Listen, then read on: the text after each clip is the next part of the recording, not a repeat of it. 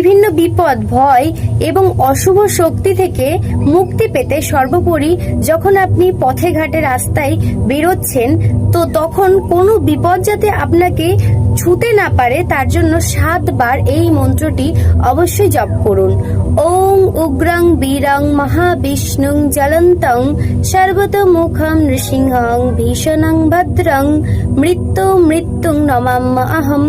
এই মন্ত্রটির বাংলা অর্থ হচ্ছে, হে উগ্র ও বীর মহাবিষ্ণু, যিনি সর্বতোভাবে প্রজ্বলিত, যিনি ভয়ঙ্কর ও মঙ্গলময়, সেই নৃসিংহকে, মৃত্যুকে আমি প্রণাম করি।